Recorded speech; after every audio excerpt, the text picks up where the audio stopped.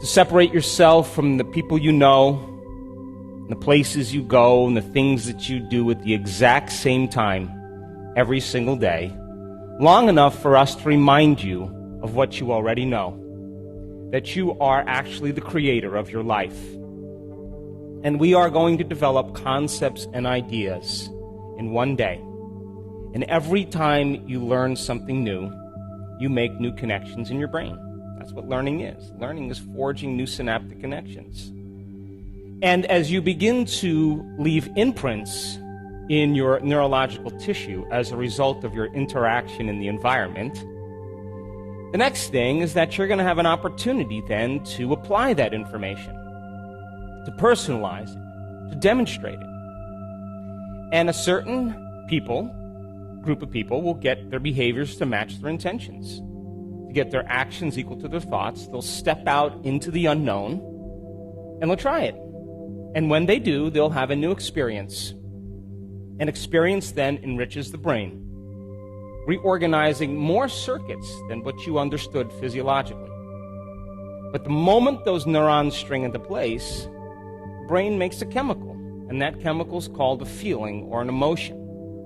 And the moment you feel unlimited, the moment you feel like a patient parent, the moment you feel abundant, the moment you feel free, now you are teaching your body chemically to understand what your mind has intellectually understood.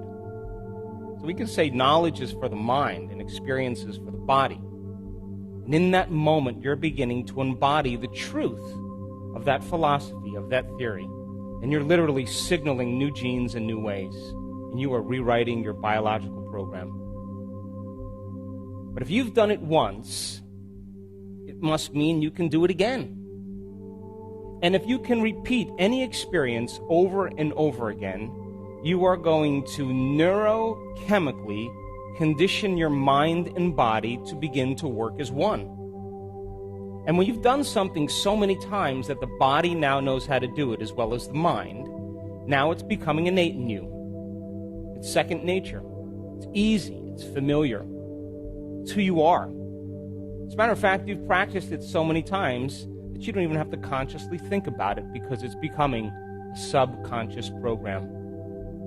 So our job is to go from philosopher to initiate to master, from knowledge to experience to wisdom, from mind to body to soul, from thinking to doing to being, to learning it with your head, practicing it with your hands, and knowing it by heart. And you and I have all the biological and neurological machinery to do this. And this is a time in history where it's not enough to know. This is a time in history to know how. And I can tell you from my last 5 years of traveling around the world, the common people that look just like you are doing the uncommon. They're healing themselves of very serious health conditions. They're creating better opportunities and better lives for themselves, new careers. They're healing old scars and wounds that kept them connected to the past. And they're having mystical experiences that transcend language, that take them years to be able to understand and explain. And they look just like you. That most people in their life wait for that crisis or the trauma, the disease, the diagnosis, some kind of loss, betrayal in their life before they make up their mind to change. And my message has always been, why wait? Why wait for that tragedy before you decide to change who you are? And when you begin to apply these principles because you understand that they work, then it means then you'll believe in a future more than you believe in your past. And people who do the work are more in love with their future than they are with their past. And they're more interested in telling the story of possibility in their future than reliving the emotions and experiences of the past. And you know, the beauty behind all of this is that you don't have to be a monk. You don't have to be a priest. You don't have to be a rabbi. You don't have to have 40 years of meditation. You don't have to be a scholar or an academic. As a matter of fact, it's better if you're not. Because the simplicity of all of this, when people begin to apply it, as they begin to experience the fruits of their efforts. And I can tell you, there isn't a person in this room that is so special to be excluded from this phenomenon. And that your thoughts literally have an effect on your body. That all thoughts carry an energy or a frequency. And if you believe that on some level that your thoughts have something to do with your body or your life, and you're thinking 60 to 70,000 thoughts in one day, and 90% of those thoughts are the same redundant thoughts as the day before, it's going to produce the same measurable effects in your body, yes or no? And you are going to begin to emit the same energy and information in your field. And you are going to keep creating the same life. So then the same thoughts always lead to the same choices. Same choices always lead to the same behaviors. The same behaviors create the same experiences. And the same experiences produce the same feelings and the same emotions.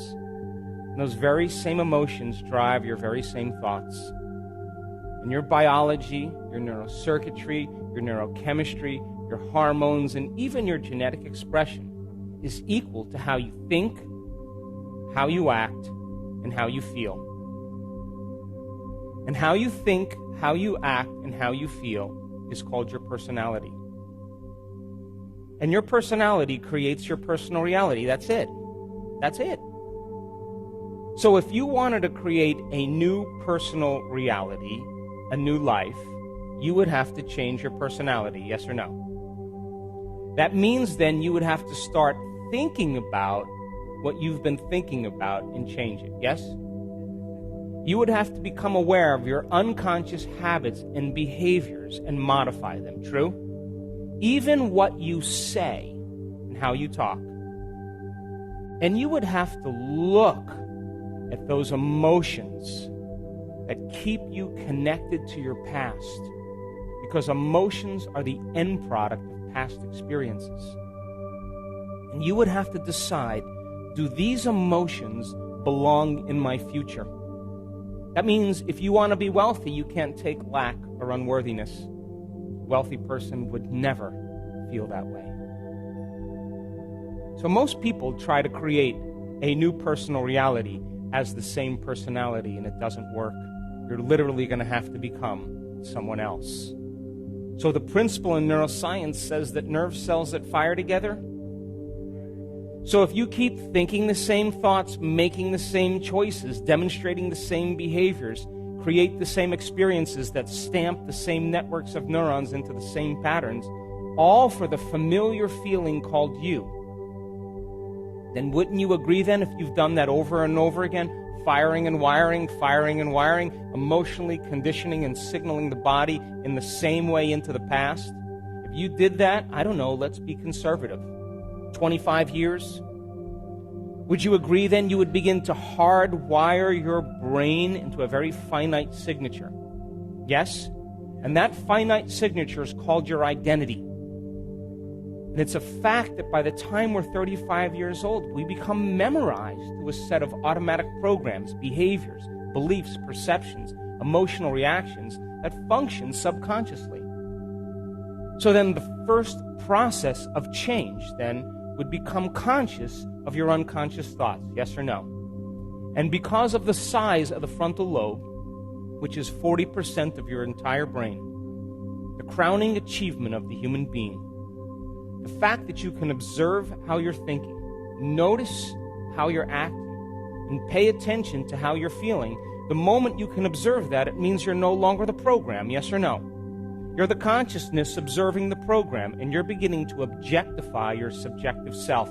You're no longer your biology. You're the consciousness observing who you are, yes or no? Yes. So then the word meditation then literally means to become familiar with. That's what it means. That's the symbol. So then if you begin to become familiar with how you've been thinking, and you're so conscious of those unconscious thoughts like, I can't, what's wrong with me, it's too hard, I'll never change, I'll never make it, I'm too tired, nobody loves me. Those are the thoughts that are slipping by your analytical mind unchecked. and beginning to program your autonomic nervous system into the same destiny. The moment you become aware of what comes out of your mouth and how you act, whether you blame or complain or make excuses for yourself or judge other people, the moment you become aware of that, if you're so familiar with that program, would you agree the more conscious you are of that unconscious habit, less likely you're to go unconscious? Yes or no? And it would take an act of will to stay present and aware. Yes or no? And if you're becoming so familiar with the emotions that you've been living by every day for the last 20 years, that you didn't even know that you were guilty because it just felt like you. And it was so comfortable suffering that you felt really good to feel bad. But you didn't know that because that's just how you've been feeling. Yes or no? And then all of a sudden you become conscious. Oh my God, what have I been doing? The moment you become aware of that, then, it means then you're less likely to lower your energy and your emotional state during your day because you would become conscious of it. Yes or no? And what if, then, you decided, what thoughts do I want to put my attention behind? Let me review them, how a great person would think. What would be the internal dialogue they would have? And you began to fire and wire those circuits in your brain. And if you did that a few times, you would begin to install some circuits in your brain, yes or no? And if you kept thinking that way, firing and wiring, the hardware would become a software program, yes or no? And who knows? In your waking day, you may start thinking like a great person. Because the circuits are there, yes or no? And if you said, I'm going to master this day, one lifetime, how would an unlimited person live today? And you began to rehearse in your mind who you were going to be before you opened your eyes. The act of rehearsing mentally, when you're truly present, your brain does not know the difference between what's going on out there and what's going on in here. And all of a sudden, you begin to install more circuits in your brain, priming it. All of a sudden, installing those circuits so that you have the hardware in place to act like that person, yes or no? Come on. And if you've done that enough times, would you all of a sudden start acting like that person in your waking day? Because you've primed your brain, instead of to be a record of the past, that now it's becoming a map to the future. Yes or no? And then what if you said, now this is, to me, greatness. Can I teach my body emotionally what my future is going to feel like before it's made manifest? Now, this is the challenge, because we've studied this so much. Most people wait for their wealth to feel abundant and worthy. They wait for their success to feel empowerment. They wait for the healing to feel gratitude and wholeness. They wait for their new relationship to feel love. Or they wait for the mystical moment to occur to feel awe. That means then we're victims to our environment. We're waiting for something outside of us to change how we feel inside of us. And the moment we feel better inside of us, we pay attention to whoever or whatever caused it. And that event, in and of itself, is called a memory. That's Newtonian physics, cause and effect. In other words, people are in lack, or they're empty, or they're suffering. They're waiting for some external exogenous condition to change how they feel. And what happens if it doesn't happen? They spend the rest of their life fighting for it, trying to controlling it, manipulating it, trying to make it happen because they're separate from possibility. But don't you know that the moment you start feeling wholeness, your healing begins? The moment you start feeling worthy and abundant, you're walking towards a future called wealth. The moment you're empowered by a vision in every single day, you're living in that energy, you are going to tune into a new future. And synchronicities and serendipities are going to begin to happen all around you. The moment you're in love with yourself and you're in love with life, you're going to magnetize an equal. The moment you're in awe of knowledge and information, you're going to have a mystical experience.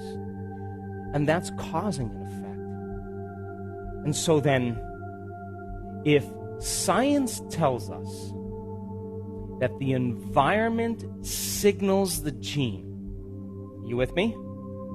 And all genes make proteins. And proteins are responsible for the structure and the function of your body.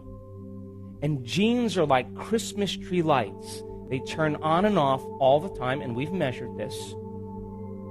Would you agree then that if an experience in your environment produces an emotion, and science tells us it's the environment that signals the gene, when you begin to experience the emotion ahead of the environmental experience, you're signaling the gene to begin to make new proteins to prepare the body for that future experience. Are you with me? Now you're in alignment biologically with the destiny, neurologically, chemically, hormonally. And all of a sudden now, this is the beauty. If you're able to then maintain that state of mind and body, where there's physical evidence in your brain and body to look like the experience has already occurred because you're doing the work, then the magic starts to happen in your life, and it comes out of nowhere. Those coincidences, those opportunities that begin to unfold are unfolding because you're no longer living in the known. You're living in the unknown. Are you with me still? And I'm telling you, you're more alive and at your best when you're in the unknown than when you're in the known. Are you still with me? So then, if the brain is a record of the past, it's an artifact of everything you've learned and experienced to this moment. Would you agree then, if you're not being defined by a vision of the future every single day, you're left with the old circuits of the past? Yes or no?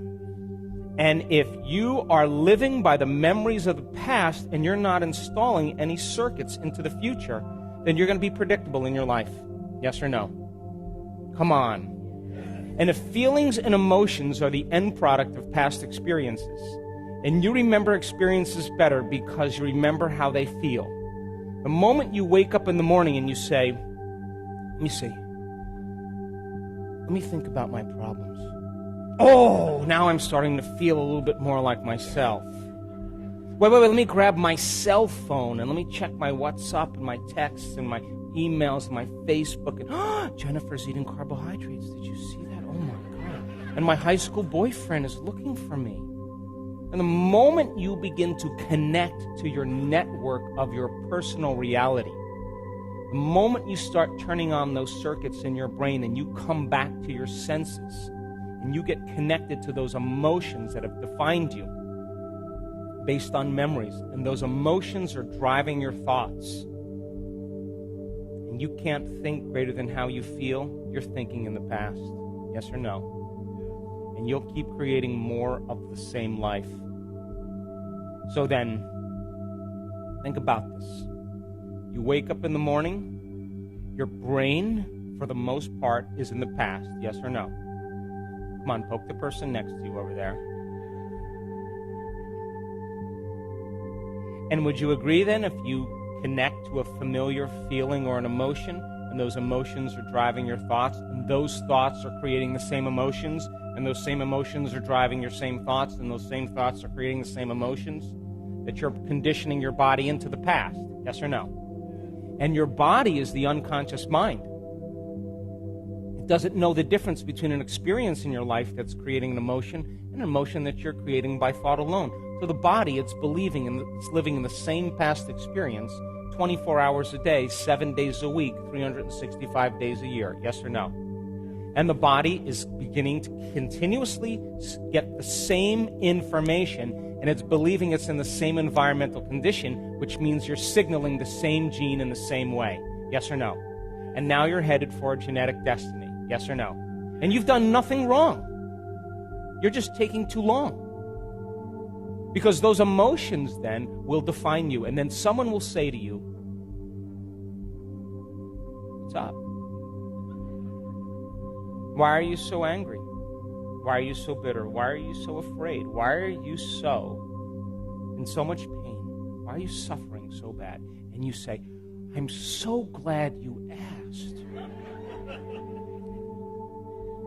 And then you tell a narrative, the story of your past, firing and wiring the same circuits in your brain, working yourself up into an emotional froth, keep signaling the body into the past, reaffirming your personality based on a feeling. And the latest research on memory says that 50% of what you're talking about isn't even the truth. That you make stuff up. You embellish it. That memory is creative. And what that really means after all these years of studying this, when you ask a person that, it means that they had an event or a series of events in their life that branded them emotionally. And when they tell that narrative, what they're really saying is, I haven't been able to change since that event. I've been altered from that experience. Yes or no?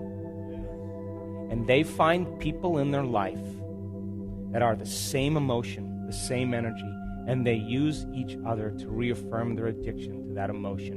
And they get agreement for it. And they say, I can suffer more than you can. No, I can suffer more than you do. Are you with me still? So then, the body becomes conditioned into the past, which means for the most part, most people's biologies are anchored in the past. And if how you think and how you feel creates your state of being, and you're thinking the same thoughts that are creating the same feelings and same emotions, and those emotions are influencing your thoughts, would you agree then you're signaling that same gene over and over again? And if genes are responsible for the structure and the function of the body, and you keep selecting and instructing the same gene, you're going to wear that gene out. Yes or no? Just like gears in your car. Taking a fax of a fax of a fax of a fax, or a copy of a copy of a copy, sooner or later, it's going to lose its detail. Yes or no? And that's exactly what happens to the body. The body begins to break down because those proteins are responsible for your physiology, for your structure. So then if immune cells make immune proteins, and you're living in fear every single day, you're living in anger and resentment and impatience every single day, then you're signaling the same gene in the same way. Yes or no? And if you keep doing that for a period of time, sooner or later you're going to program that gene, and all of a sudden the body's going to get unhealthy. Yes or no? And look, people say, well, I did my meditation 3 days and nothing happened.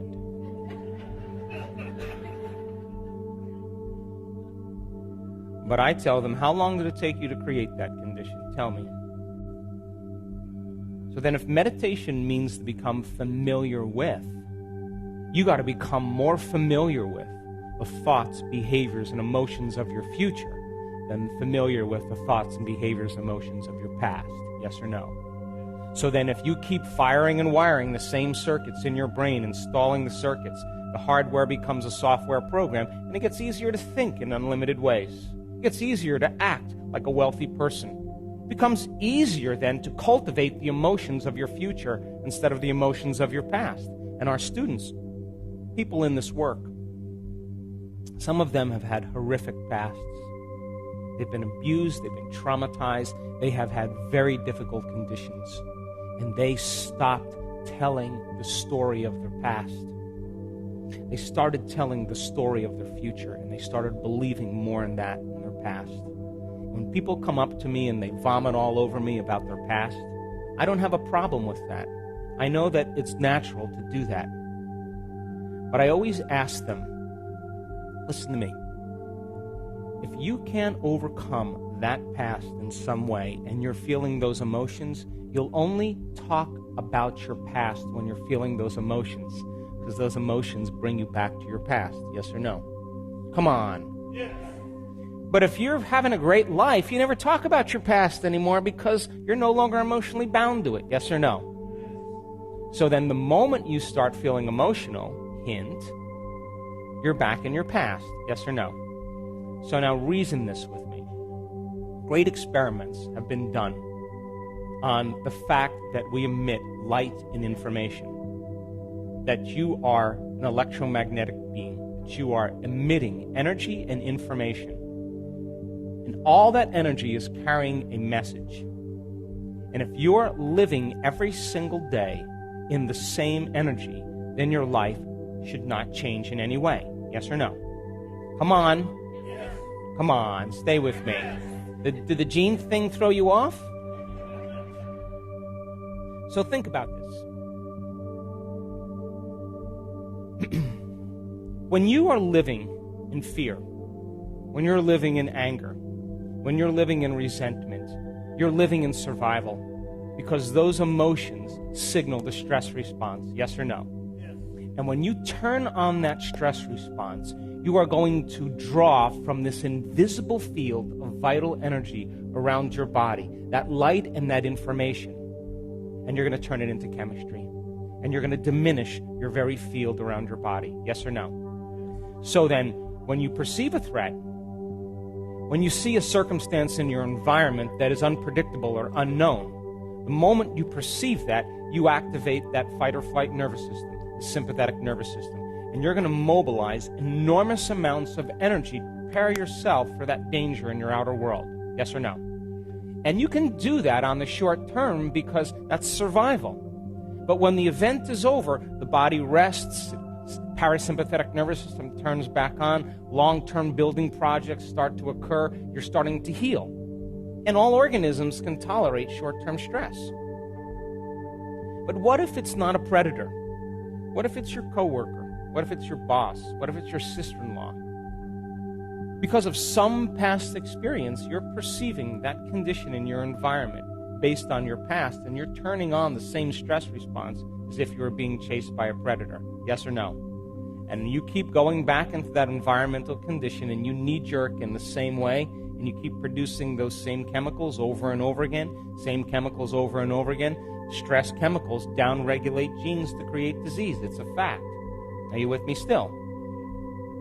So then, if you're doing that for an extended period of time, and all of a sudden now you become addicted to the very rush of chemistry, it gives the brain and body a rush of energy, would you agree then, if you keep doing that over and over again like an addict, you need to feel angry.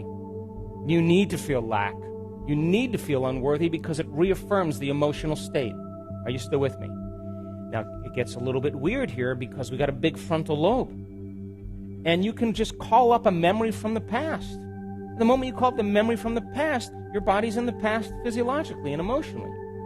And you can begin to worry about the worst thing that could happen in your life. Out of the infinite potentials in the quantum field, you're going to select the worst case scenario. And you're going to begin to get ready for that event. And you are going to begin to change your emotional state in preparation for the worst thing that could happen. Because in survival, if you prepare for the worst, you have better chances of surviving. Are you with me still? Now, I would call that a limited imagination. Yes or no? But in survival, though, when you're in stress, then, if you prepare for the worst and it doesn't happen and something less happens, you have a better chance of living. And this is the primitive survival gene that begins to become activated. And people spend their entire life doing this. And all they're doing is marrying a clear intention, a vision of their future, which is a very limited point of view, and embracing it with a familiar emotion of the past. And they're expecting their past to be their future. And if how you think and how you feel creates your state of being, that person's past is going to be their future. Are you with me still? So then, reason this with me. If you can turn on the stress response just by thought alone, and the hormones of stress give the brain and body a rush of energy, and people become conditioned or addicted like junkies to those emotions, then would you agree with me then? if you can turn on that stress response just by thought alone, that you can become addicted to your own thoughts. Yes or no? And if the hormones of stress are highly addictive and you're using your boss or your coworker or your sister-in-law or your finances to reaffirm your addiction to that emotion, is it possible you become addicted to the life you don't even like? Yes or no? And this is why change is so hard. And if you can turn on the stress response just by thought alone, and the hormones of stress downregulate genes to create disease, then your thoughts could make you sick. Yes or no? So, okay, let's go out on a limb here. If your thoughts could make you sick, is it possible that your thoughts could make you well? Okay. So then that means then that you would have to start a process of no longer drawing from this invisible field of vital energy and turning it into chemistry and diminishing your own light field. When you do that over time in chronic stress, and you keep drawing from this invisible field of energy and turning it into chemistry, you have no light field. Yes or no? Come on. So now you're more matter and less energy, more particle and less wave. And in fact, the hormones of stress cause you to narrow your focus on objects and things and people, because that's where the danger is. And when the hormones of stress kick in and your brain waves go into high beta and you're aroused, you're going to pay attention to your outer world, and you're no longer going to want to believe in your inner world possibility. Are you with me still? And if the survival gene is switched on, then you won't want to go in, close your eyes and create, because it's not a time to create. It's not a time to focus on the unknown. It's a time to prepare yourself for what could be lurking behind those corners. It's not a time to learn. It's not a time to open your heart. It's not a time to be vulnerable. It's not a time to sit still. It's a time to run, to fight, or to hide. And people spend the majority of their life living by these hormones. And those hormones cause us to become materialists, using our senses to define reality. And if you can't see it, you can't hear it, you can't smell it, you can't taste it, you can't feel it, it doesn't exist. And all of a sudden, people all of a sudden give up possibility. And now, when they're more matter than energy, they will try to force outcomes, control outcomes, predict outcomes, fight for outcomes, because they are matter trying to change matter. Are you with me still? And as people begin to try to control and predict all the different things in their life when they're aroused by these chemicals, each person, each object, each thing, each place, each experience has a neurological network in their brain because they've experienced them already. Yes or no? And as they shift their attention from one person to one problem or one thing, they start activating these different circuits over and over again. And all of a sudden, if you measure that in the brain gets highly incoherent. It's a house divided against itself. When your brain is incoherent, you're incoherent. And when your brain isn't working right, you're not working right. And at the exact same time, when this vital energy is being drawn and turned into chemistry, the heart, the center of oneness, the center of wholeness, your first step to divinity right here, the bridge, your connection to the unified field, it loses its energy, and all of a sudden it starts to beat very incoherently.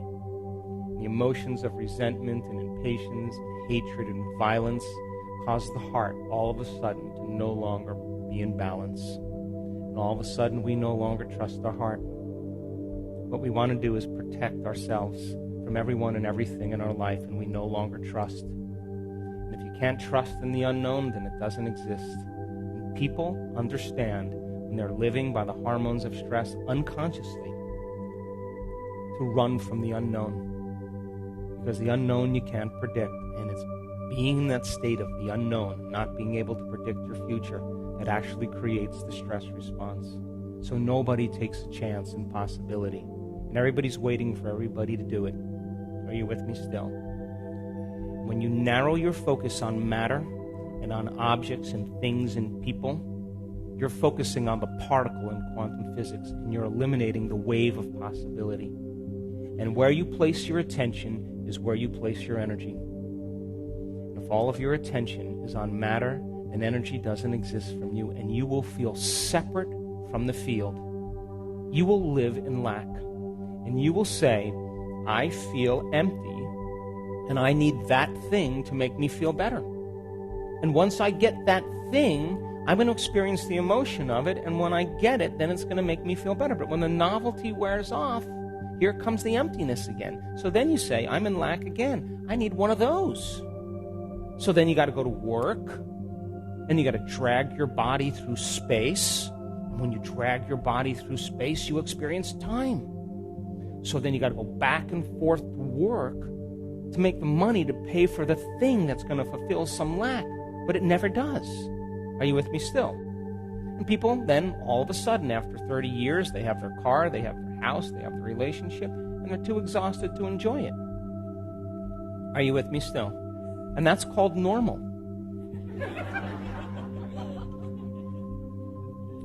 But would you agree with me then? If you're waking up in the morning, come on, stay with me. If you're waking up in the morning and you're not being defined by some vision of the future, and your biology is in your past, and you get up and start your day, when you see the same people and you go to the same places, and you do the exact same thing, and you see the same object in your life, it's your environment that's influencing how you think and feel. Yes or no? And you will be thinking and feeling in the past because your biology is in the past. Yes or no? Come on. So if you see the same people and you go to the same places and you do the exact same thing at the exact same time, you would have to agree with me then that your personality is no longer creating your personality. Your personal reality is creating your personality. Your environment is controlling how you think and feel. Yes or no?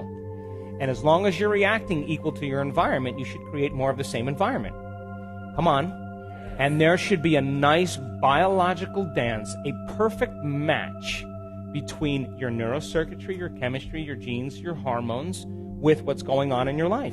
There's a tango going on between your inner world and your outer world. Yes or no? So then, your environment is actually controlling you. You're a victim to the circumstances in your life. And you see the person, you unconsciously react. You go to the certain place and you think about in the past how it was. And so then,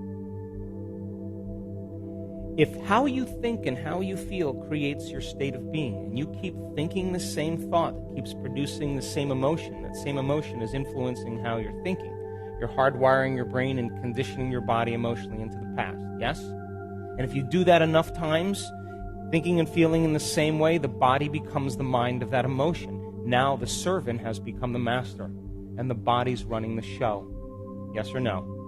And so then if the body then has become the mind of that emotion, then to change then would be becoming greater than your body, yes or no? And if your environment has that much influence on how you're thinking and feeling, then to change then is to be greater than your environment, yes or no? And if you're waking up every single morning, coming back to your senses, looking at the person next to you saying, oh my God, who is that? How did I get here? Jeez. Wait, let me think of all my problems. Okay, I'm starting to feel like myself. Let me get my cell phone. Let me check. Okay, now I'm feeling like myself. And then you get up and you go through the same routine behaviors in your habitat. You have the vision of the toilet, and the next thing you know, you're in front of the toilet. Then while you're on the toilet, you have the vision of the coffee maker, and there you are, you're in front of the coffee maker. And then while you're drinking your coffee, you have the vision of the shower, and there you are in the shower. And while you're in the shower, you get super creative about the clothes you're going to wear, and next thing you know, you're dressed. And your body is always following your mind, but it's following it to the known. Are you with me still? And let's just say you drive to work the same way and see the same people and go to the same grocery store and buy the same food and watch the same television shows. And then you get in front of the mirror at night and you put your lotions and potions and creams on and floss the same way and brush your teeth. And you go to bed and you wake up in the morning and you're doing the same exact thing. Yes or no? Would you agree then we can take your past and lift it up and set it on your future? Yes or no? Now, that's karma. That's it. That's karma right there. And so then if you've done that enough times, a habit is a redundant set of automatic, unconscious thoughts, behaviors, and emotions that's acquired through frequent repetition. A habit is when you've done something so many times, your body now knows how to do it better than your mind. Are you with me still? So if you wake up in the morning and you're doing that, would you agree then your body's on autopilot? And it's dragging you into a predictable future based on what you did in the past. And you're unconscious. Yes or no? And I assert that when you are not in the present moment, you're running a program. So don't take anything personally from somebody, because they're just running a program as well. Are you with me still? So then, think about this.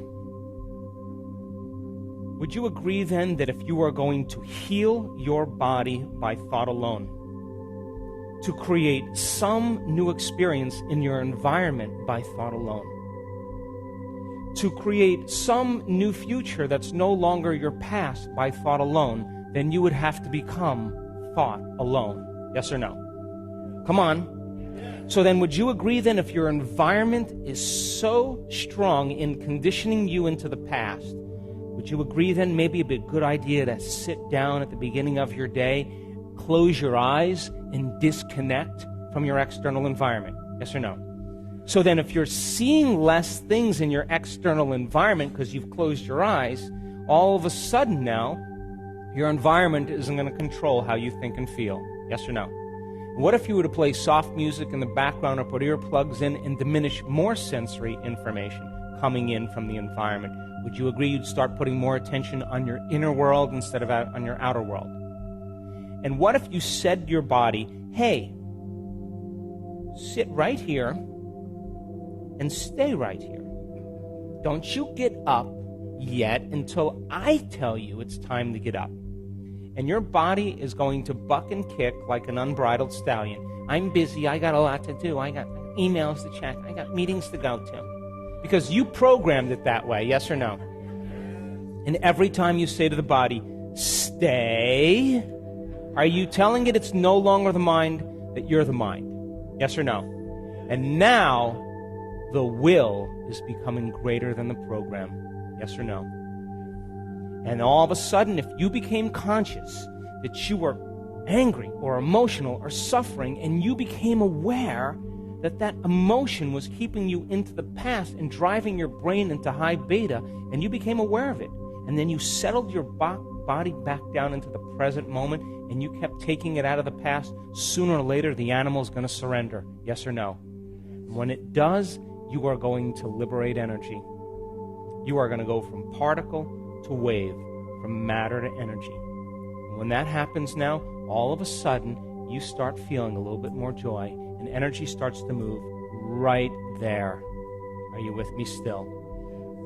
And if you are uncompromising to the eternal present moment, the generous present moment, and you keep coming back to the present moment, coming back to the present moment, and you understand where you place your attention is where you place your energy, and you're no longer thinking about the people you have to see and the places you have to go and your cell phone and your computer and your emails and the news, and you keep returning your attention back to the present moment, would you agree then you're disinvesting your energy out of the known future and you're making room for the unknown in your life?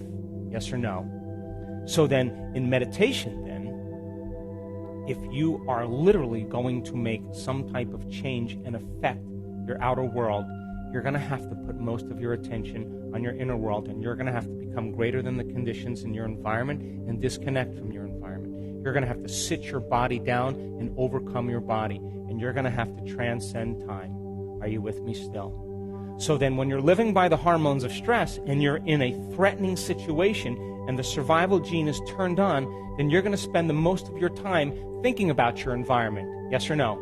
And what is your environment made of? People, pets, things, objects, places, time. Yes or no? And when you're living by the hormones of stress and that survival gene is conditioned and turned on, would you agree that you better pay attention to your body if you're being chased by Mr. Big? Yes or no? So most people start to put all of their attention on their body, and they start believing that they're their body. Are you with me still? And if you're living by the hormones of stress and you're trying to predict the future based on the past, then you would have to agree with me then when you're in the present moment, you can't be in stress. Because there is no future and there is no past. There's only the present moment, yes or no. So then meditation is about that. And what we've measured over and over again when we've done this is I now know without a doubt, that you are at your absolute best when you get beyond yourself, period. And I can tell you right now, you can't tell me you're too old. You can't tell me you're too out of shape. You can't tell me about your past. You can't tell me about your disease. I have seen transformation and shifts in people's bodies independent of how old they are, how out of shape, how in shape, their wealth, their social status. I've seen it happen on all cultures, all ages, all kinds of people. Are you with me still?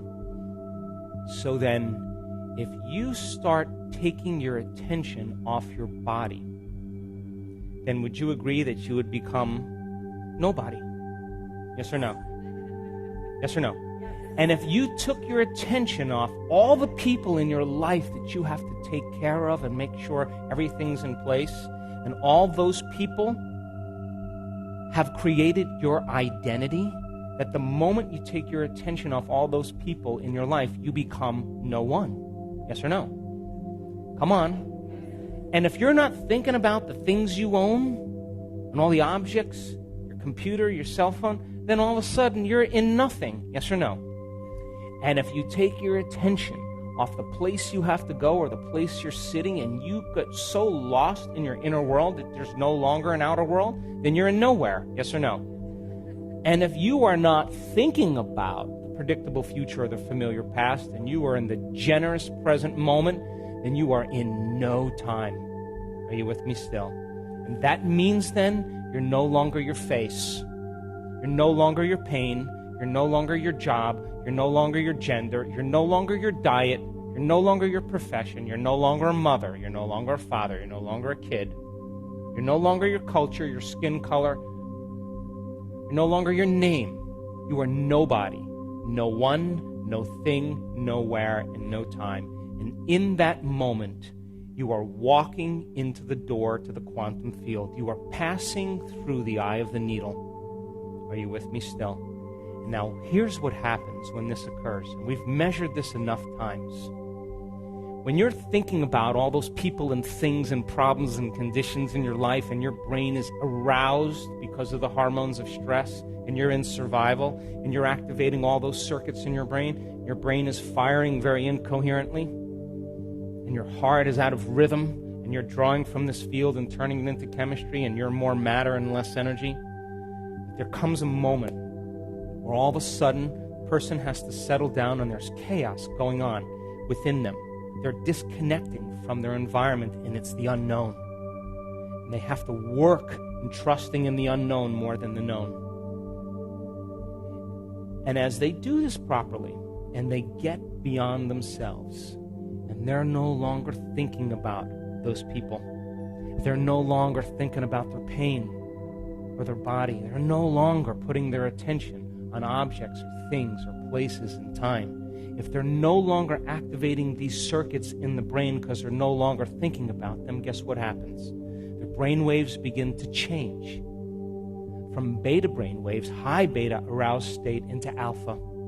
And in alpha, all of a sudden, the inner world starts becoming more real than the outer world. The brain starts to imagine. And when you're out of the way, and you're no longer thinking and feeling in the same way, and you're changing your brain waves, as you change your brain waves, you're falling right into the autonomic nervous system. And as your brain waves slow down, all of a sudden you're connecting to that autonomic nervous system that wants to just do one thing, create order and balance in your body. And it says, she's gone. She's out. And it steps in right into the neocortex. And when it steps right into the executive brain, all of a sudden, it starts taking those different compartments of the brain that were no longer working together and starts to synchronize them. And all of a sudden, you see the front of the brain talking to the back of the brain. We've seen this so many times. You see the right side of the brain talking to the left side of the brain. And all of a sudden, you see the brain starting to move into a more holistic state. And what sinks in the brain links in the brain. And all of a sudden, the person starts to feel connected to something greater. Are you with me still? And the moment that that happens, we can predict it now. The neuroscientists that come and study our work, we say, she's going to pop. What do you mean? Just watch. She's going to pop. And all of a sudden, the brain starts working together.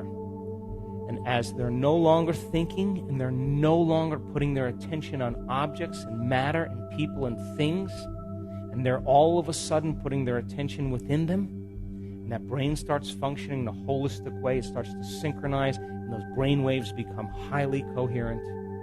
And all of a sudden, when that happens, that energy moves right into the heart. And at that time, we've measured this, all of a sudden, that person starts to feel whole. When that brain, that right hemisphere and that left hemisphere come together and it starts to synchronize, the union of polarities, the union of duality, the union of separation or opposites is called wholeness, it's called love. And the moment those two hemispheres come together, that energy breaks right into the heart, and the person's heart goes into super coherence. And the field around their body can be up to 8 feet wide, 9 meters wide. Now they're more energy than matter, more wave than particle, and they feel connected to something greater, and they would never try to control an outcome. They would never try to force an outcome. They would never try to predict an outcome, because they understand that all they have to do is put their attention on possibility, and their body's going to follow their mind to the unknown. It's so amazing when this happens. You can see the person's heart go into coherence, you can see their brain go into coherence, and you can walk around while they're in the meditation. You can look at them like this, and there are tears of joy rolling down their face. They are being baptized by the divine. They are connected to the unified field. And the unified field is that quantum field that governs all the laws of nature. And when that occurs, they feel so whole and so in love with life and so in love with themselves, it's impossible to want. How can you want when you feel whole? You feel like you have everything. And that's the moment the magic happens over and over again. And there is a biological, neurological, genetic upgrade in that person when they connect to the unified field. And when you connect to the unified field, you will go from somebody to nobody to everybody. From someone to no one to everyone. From something to nothing to everything. From somewhere to nowhere to everywhere. And from some time to no time to every time. Isn't that the quantum field? And when that occurs, you will feel so connected and so whole. When you're in that state, you no longer experience separation. You no longer are saying, I need that. You're saying, I already have it. I don't really need anything. And when you're in that state, guess what happens? You go from selfish, driven by the hormones of stress, to selfless. And all of a sudden, that heart of yours begins to open, and the innate capacity in you to give, to take care of, to nurture, to serve is who we really are. And all of a sudden, you create a community of people that are in love with each other, and they understand the way that we survive is in cooperation, no longer in separation. Are you with me still? So imagine this.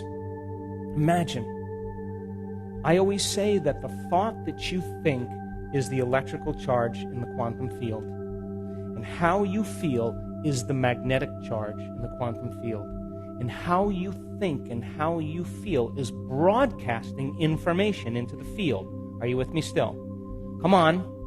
So then if you have drawn from your visible field of energy and turning it into chemistry, and you're more matter and less energy, you're separate from that field, it's going to take a long time for your dreams to occur. Yes or no? Because we live in a realm where there's infinite space. Look at space goes on forever, yes? And the way we experience time as matter is we drag our body through space. Let's go get that. And if we drag our body through space, it's going to take time. So it's going to take time for you to get your dreams because you're matter trying to change matter. Yes or no? But if you're in a realm, and Einstein said, I didn't say this, Einstein said it, the field is the sole governing agency of the particle. He didn't say the particle is the sole governing agency of the particle. Matter doesn't affect matter. Energy affects matter. Are you with me still? So then if you were in the field, then you should be able to connect to that energy and begin to exert greater effects on matter. Yes or no? But doesn't that mean you can't take your body there, right? Can't take your face, can't take your weight, can't take your vegetarian diet, can't take any of it. You got to leave that all there.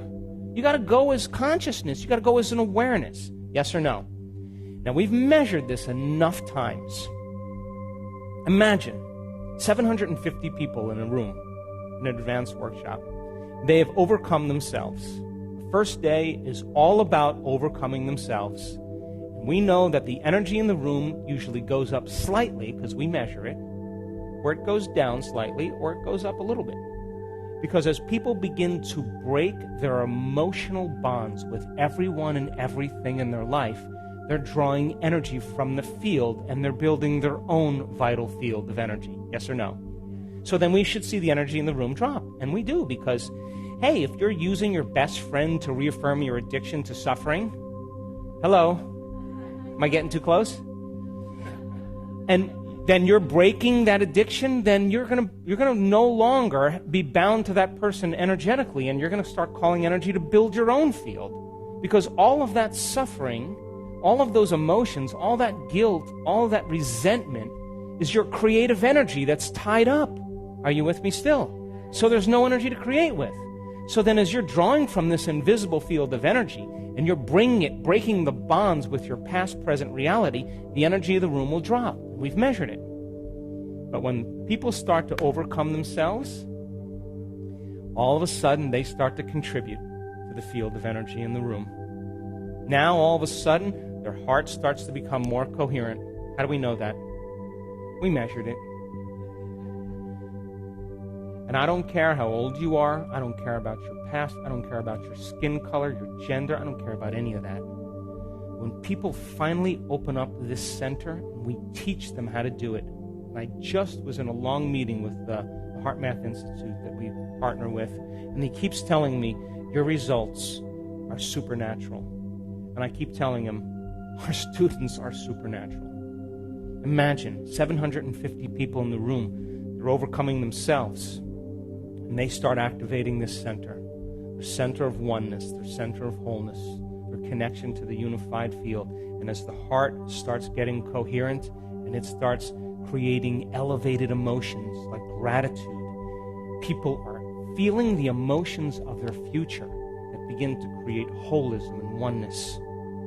Not just doing it for a few seconds. We want our students to sustain it, to make it a skill, to regulate internal states independent of the conditions in their external environment. And our students can hold it for 45 minutes. Imagine, heart is in super coherence. When that heart starts to beat in rhythm and they're sustaining it, all of a sudden that field starts to expand. That energy starts to become very coherent, like dropping a pebble in water, after pebble, and it's creating this wave. And that's the magnetic field around the body. Are you with me still? A measurable magnetic field. This is science. And that energy is a frequency.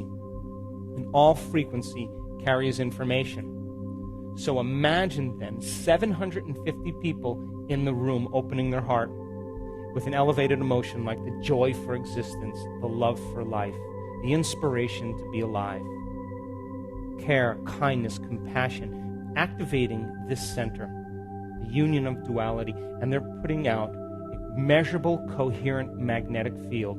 And if all that frequency carries information, they lay the thought, the intent on that energy. And what if you had 50 people in the front of the room wearing heart rate monitors, And they're sitting there, and the rest of the room is sending the thought on that energy for the greatest good for those people sitting in the front of the room. You tell me then how majority of those people, how their hearts all go into coherence at the exact same time, on the exact same day, in the exact same meditation. You see, we are bound by that field of love and energy. Are you with me still? And that's what creates community. So then, when you start to open your heart, every single person that you are connected to, you begin to have an effect on, because you are entangled in energy. Are you with me still? So then, when that person starts to go into heart coherence, and they start producing a measurable coherent field, and their brain is in coherence, there's research that shows that the heart and the brain are communicating not just by nerve cells and nerve tissue, that they're interfering and creating a coherent electromagnetic signature. And the heart begins to act like an amplifier, and it begins to affect the brain, becoming more coherent. The brain sends a more coherent message to the heart, and all of a sudden the person is in a whole different state of being. And that state of being is what I call the natural state of being. That's who we really are when we're not separate, when we're not warring, when we're not deceiving, when we're not competing, when we're not prejudiced, when we're not living in fear and hostility. Creates separation. That's who we innately are. Are you with me still? So then, if your energy becomes coherent, and the person next to you's energy is coherent, and those two energy fields come together, and they start interacting, and they start interfering, they're going to create a bigger amplitude, a bigger wave. Yes or no? And the bigger the amplitude, the higher the energy. Yes or no? And then the higher the energy, then the more energy we should see in the room. Yes or no? And we've measured the energy in the room, and it always goes up in our events because the divine is present. And the person then becomes more energy than matter, more wave than particle. And now, we used to see, years ago, small changes in our events. You know, people having here and there some wonderful experiences. And now, it's happening in shorter and shorter amounts of time. And the higher the energy, the faster the frequency, the more connected they are to the unified field, the shorter amount of time it takes for it to occur. Are you with me still? And I can tell you without a doubt, I've looked at over 8,000 brain scans. I can tell you that when you analyze your life within some disturbing emotion that's created by the hormones of stress, you are going to make your brain worse. Because those emotions are the past, and you're thinking in the past. And if you're aroused by those stress hormones, you're going to drive it further and further into high beta. We've seen it over and over again. I can tell you without a doubt that your brain doesn't change your brain. I can tell you that the program doesn't change the program. The ego doesn't change the ego. The personality takes a long time to change the personality. It's only when you become pure consciousness. That's the moment you have an effect on matter. Are you with me still? And imagine then, we've seen this now, when a person truly connects to that unified field, and we can predict now almost when it's going to happen, if their brain is being measured. Would you agree then you should see higher energy in the brain? Yes or no? So then when a person, listen to this, is connecting to that unified field where all possibilities exist and they no longer feel separate from their dreams, they feel connected to their dreams, all they have to do is put their attention and their awareness on what already exists. Yes or no? Come on, that bounced off some of you. Poke the person next to you, please. So if you're in a field where all possibilities exist and you feel connected to everyone, everything, everywhere, every place, every time, then you don't have to try to create anything. All you have to do is pick it.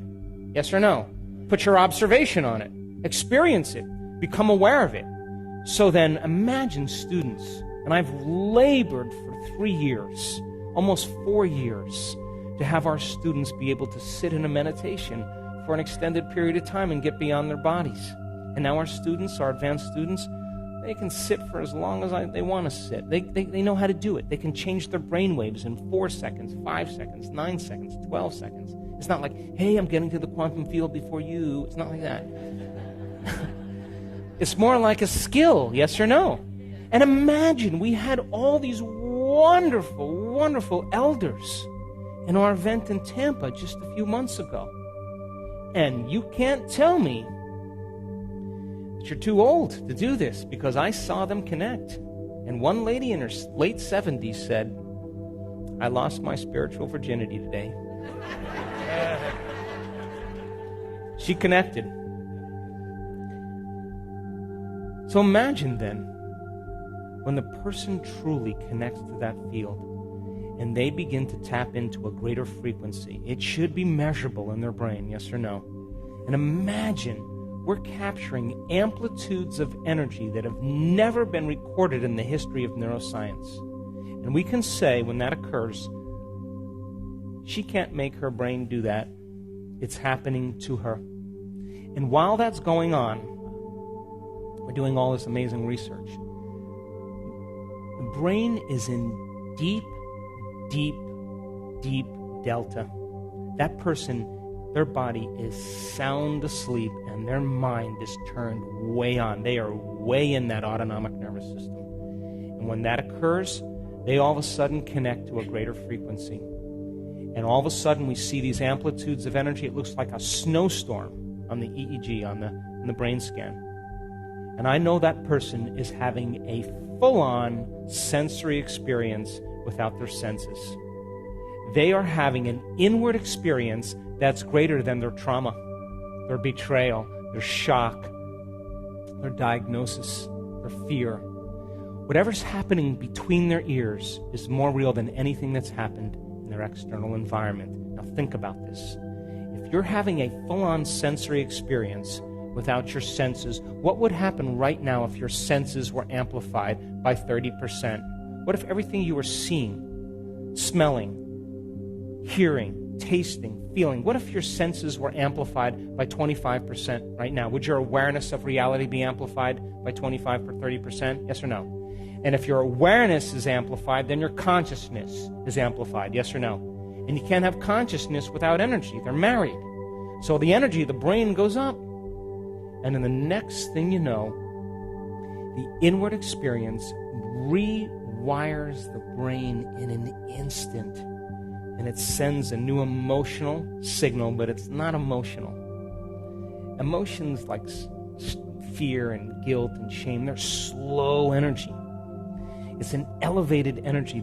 It's not emotional, it's energetic. They're getting an electrical charge in their body. And they'll say, I was baptized in light. Light filled my entire body. And that is the moment they're getting a new emotional signal to the body. And the receptor sites on the outside of the cells are 100 times more sensitive to frequency and to energy than they are to chemistry. And in 1 second, that person is transformed. And that's what's happening now in our work. Are you with me still? So, I don't really want to argue quantum superimposition any longer. I don't want to talk about theory any longer, because my heroes, the people that I want to be with, are people just like you. That I don't care about keynote lectures or conferences. I'm bored with them. I've outgrew them. I want to be with doers. Imagine we were in Italy just a few months ago running an advanced workshop. I have a whole new team of neuroscientists that we're working with. And I was trying to get to these guys. They're physicians and researchers, and I'm trying to get to them to show them some of the crazy stuff, to prepare them. Like, get ready, this is going to get wild. And they're busy doing all their brain mapping and get everything organized, and we're going to meet for lunch, and I get to lunch early, and then I have to go, and then I'm leaving, and they're coming in. In 3 days, we're doing this. I'm going to get to you guys. And then after like 3 days, I'm like, nothing like an experience to cause a long-term memory. I thought, the hell with it. Let them just have the experience, you know. So, second day, Friday afternoon, I'm introducing a new meditation. And we have a room of 600 plus people and I'm on the stage, and I'm leading the meditation, and all of a sudden, I see all this commotion going in the back there. And they're screaming and yelling, and my staff comes up, you better get back there, So I go out the back here, and I go along the hallway, and I come in the back, and this is what they're saying, okay? There's a woman sitting in the middle of this meditation, and she's lit up. And when I mean lit up, she's having an experience. And the brain scientists are watching the screen, and they're saying she's having a massive seizure. Now, they've never seen anything like this before. Here's the humor in the situation. The woman who's sitting in the meditation is a physician from London. Are you with me? And she is connecting to the unified field, and she's getting an upgrade. And she is on the fringe of this incredible loving intelligence, this intelligent love, and it begins to consume her, because that's what the quantum field is. It's intelligent love. And she made up her mind. This is what she said before she started that discipline. She said, I have to prove to myself that this is possible, so I'm going to do it for everybody in this room. I'm not going to do it for me. I'm going to do it for everybody in this room. I got to get beyond my analytical mind because I have very, very rigid training. You with me? So here she goes. She gives it everything she has. She surrenders. She trusts in the unknown. She becomes nobody, no one, no thing, nowhere, and no time. And then I say, you're in that infinite field of information. Just because you can't see something, it doesn't mean it doesn't exist. Put your awareness on that field. Pay attention to it. Surrender to it. Feel it. Experience it moment after moment and become more aware of it. So then if you put your awareness on your nose, it exists, yes? But if you don't have your awareness on it, it doesn't exist. Yes or no? Come on. So then if you don't have any awareness on the quantum field, it doesn't exist for you. Yes or no? Until you put your awareness on it. So I'm asking them to unfold deeper into the unified field and experience it. Put your awareness on it moment after moment, and certain people start to connect to that energy, that coherent energy. And all of a sudden, in 1 second, her entire brain goes into gamma. Not just regular gamma, which is super consciousness. We're talking about lots of high energy gamma. It looks like, crazy stuff, and the scientists are yelling back there, and I come back and they're going, she's having a seizure, I go like this, shh, shh, shh, shh, shh. Put my hand on my, quiet. And she's back there listening to them say, she's having a seizure. Now, she's a physician, and she's saying, oh, this is not a seizure. She's not saying that. She has to decide, do I listen to that or do I keep going? And she just said, I'm going. And so she surrenders into this experience, and she's sustaining this high level of gamma, coherent gamma, super consciousness. All of her awareness is on her inner world. In other words, she is aroused. Her sympathetic nervous system has switched on. And instead of switching on like being chased by a predator, instead of that energy being drawn from the field, the sympathetic nervous system is switching on, and it's taking all that energy stored in the body and it's driving it up to the brain. And when it goes on, all of a sudden the brain goes into gamma, and she's aroused from the inner experience. Are you with me? But it's not from a predator or from a danger. It's from the divine. And now she is in gamma. So I say to the scientist, shut up. Let her have the experience. Don't bother her. And get back here with that brain scan afterwards. So we have the break. They come back there, and they're all sweating, and they're freaked out. And, oh, my God, yeah. So they show me this sustained gamma. And then, my whole theory about the mystical is that energy has to reach the pineal gland. When the pineal gland gets activated, melatonin all of a sudden starts to produce derivatives, metabolites, that create the mystical experience. Chemicals that create a phospholuminescent energy in the brain, create hallucinations or vivid imagery, suppress the drives of the body, create antioxidants for healing, release chemicals like Valium that sedate the analytical mind. And the person's going to go mystical. They're going to go dimensional. And she went dimensional. And when we put up the three-dimensional imagery, the hologram of the brain, the entire pineal gland was on fire. It was on fire. I knew in that moment that what we were doing was correct. So we had the scientists come up on the stage. You know, there's nothing like a good story. We bring the doctor up there. We show the brain scans. The scientists are like little kids, goofy and laughing. Ooh, I can't believe it. This is crazy stuff. It's not a seizure. I spend hours with these people every week and go to meetings, and they're yelling at each other. This can't be. I'm going, it can be. Well, it's not normal. I know it's not normal. You got to think out of the box. So she tells the story of how the divine connected to her and said, hey, in imagery and profound information, I've always been with you. Welcome. And she was laughing and crying at the same time. And now this is not like a dream or visualizing. You understand this is a download. Yes? And with that information comes energy, because you can't separate the two. She's getting a very profound message. She's on the stage sobbing, telling the story. And then the event ends in Italy. And we all fly back to Seattle. And when I land in Seattle, one of the researchers is a physician. She's a brilliant lady. And she sends me a picture of this woman who's the physician from London. And she had eczema from the time she was 3 months old. Now, she's a doctor now, right? She did the diet, she did the cortisol, she did all the creams, she did all the things, took all the Benadryls, and of course, all of that was matter trying to change matter. Yes or no? And so she got a little improvement, and kept it at bay. So they send me the picture of her arm with eczema covered all over her arm, and then 2 hands like this, and eczema all over her hands. Monday morning, they send me the next picture of her arm, and there's no eczema on her arms anywhere. None. And no eczema except a little bit on the outside of her hand. So then, if you connect to that unified field of oneness and wholeness, then wholeness and oneness should be reflected in your biology, yes or no? And would you agree the more you surrender and get out of the way and get beyond your body and your face and your skin color and your culture and your problems and your past and your future, and you trust in that unknown, the deeper you go into it, the faster the frequency, the shorter amount of time it should take to produce effects in your life. Yes or no?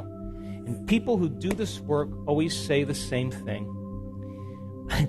It came out of nowhere. And I always say to them, that's because you created it in nowhere.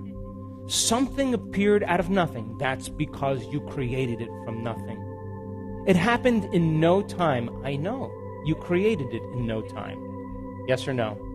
So then, the divine in you, in closing, has always been present with you. Yes or no?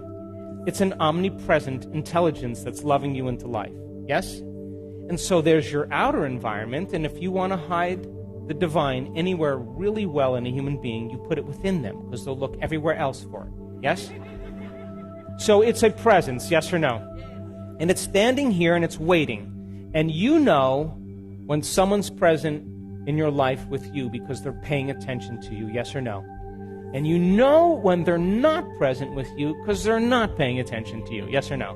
So imagine this presence that's waiting for you to do your meditation, and you go like this, you're doing your meditation like that. God, I meditate today. And it's going like, are you kidding me? Oh my God, I don't know if I can do. That's what you're bringing to it. And then while it's standing there waiting, you're thinking, I got to take care of that person. I got to check that email. I got to do this thing. And all your attention is on your outer world, and it's going, hello, I'm over here. And then would you agree that the moment you become nobody, no one, no thing, nowhere, and no time, you're taking your attention off somebody, someone, something, someplace, sometime, and you're becoming nobody? Now you're looking at it, yes or no? And you walk through that eye of the needle. Once you get through it, then there's more. And if you can unfold deeper into the unified field, and as you move closer towards it, would you agree then you'll experience greater degrees of wholeness and oneness and less separation? That means you won't have to try to create your dreams. All you have to do is become aware that they already exist and experience them. Yes or no? So then the closer you get to it, the shorter amount of time it should appear in your life. Are you with me still? Come on. And what if you were to connect with it? Truly connect with it. Would you agree then? You will become more willful because it has an amazing will. Come on. You become more loving. It's a loving intelligence. Yes or no? You become more giving. It's a giver of life. Yes or no? You become more forgiving. It's forgiven you millions of times. Yes or no? You become more conscious. It's a consciousness. Yes or no? You become more mindful. It has an infinite mind. Its nature will become your nature. Its mind will become your mind. And people then in your life will say, something's up with him. He must have changed his medication today. Because as Dawson said, your nervous system is the greatest pharmacist in the world. And that common people, just like you, are doing the uncommon. And this day-to-day is to inspire you to begin to practice it in your life and to draw with a community of people that are actually doing it, and that they carve out a little time out of their busy day to present themselves to the world as a greater ideal. And if you can sustain and maintain a modified state of mind and body your entire day and keep your energy up, get ready, because something unusual is going to happen in your life. It's the law. And I know it from experience, and I've witnessed it too many times.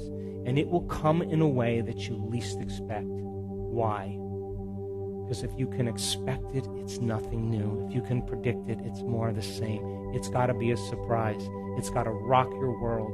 It's got to catch you off guard, and it has to leave no doubt that what you did inside of you produced some effect outside of you. And when you can correlate the changes you made inside of you with the effect you produced outside of you, you're going to pay attention to what you did, and you're going to do it again.